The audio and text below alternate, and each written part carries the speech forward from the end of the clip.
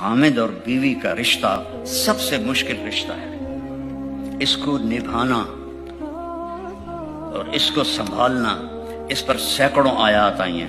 ماں باپ کے لیے چند آیات ہیں، اولاد کے لیے چند آیات ہیں، بہن بھائیوں کے لیے چند آیات ہیں، خاوند بیوی کے لیے سورۃ النساء، سورۃ الطلاق، سورۃ التحریم، سورتوں کی صورتیں اتاری ہیں، چونکہ جتنا یہ رشتہ اہم ہے اتنا ہی یہ کمزور ہے۔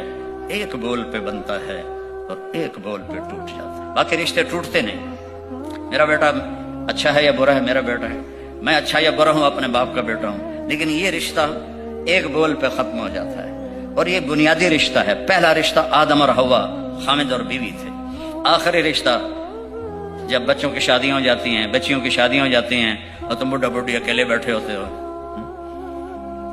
اور آخرت میں بھی آخری رشتہ، جنت میں ہر عورت اپنے خامند کے ساتھ ہوگی، ہر خامند اپنی بیوی کے ساتھ ہوگا، ہر ایک کی جنت الگ الگ ہوگی۔ یہ بنیادی رشتہ ہے، اور اللہ نے کسی رشتے کو یہی نہیں کہا کہ یہ میری نشانی ہے، صرف اس ایک رشتے کو اللہ نے کہا میں نشانی